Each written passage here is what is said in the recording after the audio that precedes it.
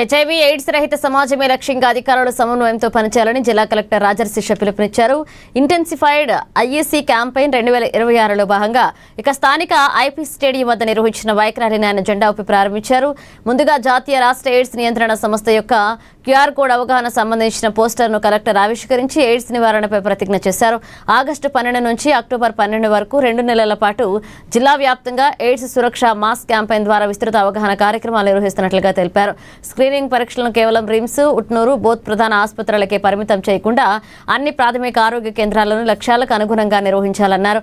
ముఖ్యంగా గర్భిణీలు, క్షయ అనుమానిత లక్షణాలు ఉన్న వారికి తప్పనిసరిగా హెచ్ఐవి పరీక్షలు చేయాలన్నారు. ఒకవేళ ఎవరైనా పాజిటివ్ వచ్చినట్లయితే బాధితుల వివరాలు అత్యంత గోప్యంగా ఉంచుతూ ఏఆర్టీ కేంద్రాల ద్వారా ఉచిత చికిత్సను తక్షణమే ప్రారంభించాలన్నారు. ప్రస్తుతం రాష్ట్రంలోని 33 జిల్లాల్లో ఆదిలాబాద్ 14వ స్థానంలో ఉంది అని రాబోయే 2 నెలల కార్యాచరణ ద్వారా జిల్లాను పూర్తి సురక్షిత స్థానంలోకి తీసుకురావాలన్నారు. పాఠశాలలు, యువతలో అవగాహన పెంచడంతో పాటుగా పోలీస్ శాఖలో సమన్వయం చేసుకుంటూ హాట్స్పాట్ ప్రాంతాల్లో ప్రత్యేక స్క్రీనింగ్ చేపడతామని, ప్రజలు 1097 హెల్ప్ లైన్ నెంబర్ను, క్యూఆర్ కోడ్ సేవలను ఉపయోగించుకోవాలన్నారు.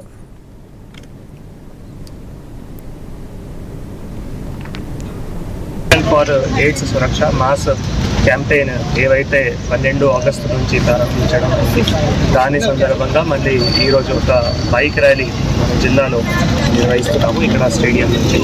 సో ఇది చాలా ఇంపార్టెంట్ క్యాంపెయిన్. ఇది 12 ఆగస్టు నుంచి 12 అక్టోబర్ వరకు మళ్ళీ నిర్వహించాలి. అది గవర్నమెంట్ నుంచి ఆదేశాలు కూడా ఉన్నాయి.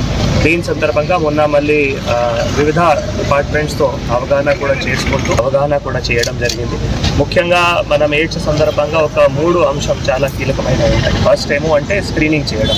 సో స్క్రీనింగ్ సందర్భంగా మనం ఎవరైతే బేసికల్గా గర్భిణీ స్త్రీలు ఉంటారు, సో వాళ్ళకి తప్పకుండా స్క్రీనింగ్ చేయడం. తర్వాత ఎవరైతే టీబీ వ్యాధులతో ఉంటారు, లేదు టీబీ లక్షణాలతో ఉంటారు, వారికి తప్పకుండా స్క్రీనింగ్ చేయడం.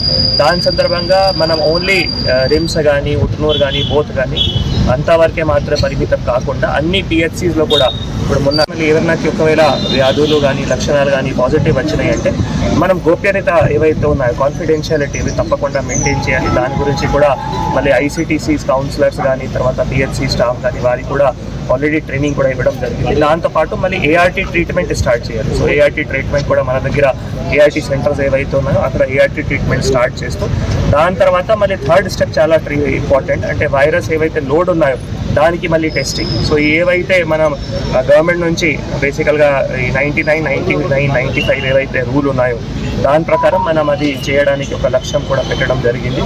ఈరోజు